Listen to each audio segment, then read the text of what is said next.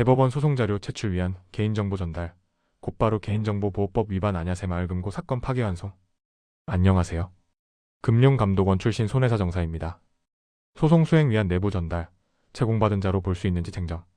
새마을금고 임직원과 소송대리인이 가처분 사건의 소명자료로 근로자들의 거래 내역 등 개인정보를 전달 제출한 행위가 개인정보보호법 위반에 해당하는지 여부에 대해 대법원이 원심을 파기환송했다. 대법원은 개인정보 취급자가 개인정보 처리자의 업무 수행을 위해 개인정보를 이전받은 경우 구개인정보보호법 제19조의 개인정보 처리자로부터 개인정보를 제공받은 자에 해당하지 않는다고 명확히 했다. 개인정보 취급자와 제공받은 자의 구별. 대법원은 먼저 개인정보보호법 체계상 개인정보 취급자와 개인정보를 제공받은 제3자를 엄격히 구분해야 한다고 보았다. 임직원, 파견 근로자 등 개인정보 처리자의 지휘감독을 받아 개인정보를 처리하는 자는 개인정보 취급자에 해당하고, 이들이 개인정보 처리자의 업무 수행을 위해 자료를 이전받는 경우에는 개인정보의 지배관리권 이전되는 것이 아니므로 제공받은 자로 볼 수 없다는 것이다. 제19조 적용 대상은 지배관리권 이전이 전제.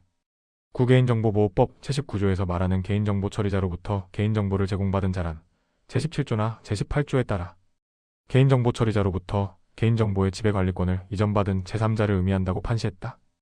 단순히 소송 수행이나 방어를 위해 자료를 전달받아 법원에 제출한 경우까지 이를 확대 해석해 처벌 대상으로 삼을 수는 없다는 취지다. 위법한 제공이 있어도 제19조 처벌로 바로 연결 안 돼. 대법원은 설령 개인정보 처리자가 제17조, 제18조를 위반해 개인정보를 제공한 경우라 하더라도 그 개인정보를 제공받은 자가 곧바로 제19조에 제공받은 자에 해당한다고 볼 수는 없다고 했다.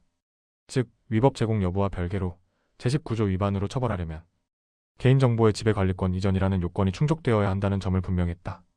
새마을금고 사건 유죄 판단 뒤집혀? 이 사건에서 새마을금고 이사장과 차장은 임직원으로서 개인정보 취급자에 불과하고, 변호사 역시 개인정보 처리자로부터 적법한 의미의 제공을 받아 지배관리권을 이전받은 제3자라고 보기 어렵다고 판단했다. 이에 따라 임직원과 소송대리인을 모두 개인정보보호법 위반으로 유죄. 인정한 원심 판단은 유지될 수 없다고 보아 파기환송이 이루어졌다. 전문가 의견. 조대원 손혜사 정사는 이번 판결은 개인정보보호법에서 말하는 제공과 이용의 범위를 지나치게 확장해 형사처벌로 연결하는 실무 관행의 제동을권 결정이라며, 특히 소송 대응 과정에서 불가피하게 개인정보를 활용하는 경우 그 목적과 지위가 명확하다면 곧바로 형사책임을 묻기는 어렵다는 점을 분명히 했다고 평가했다. 이어 다만 이는 무제한적 활용을 허용한다는 의미는 아니므로 개인정보 처리자는 소송자료 제출 시에도 최소한의 범위와 필요성을 엄격히 점검해야 할 것이라고 덧붙였다. 손혜사 정사무소가 온 조대원 손혜사 정사였습니다. 감사합니다.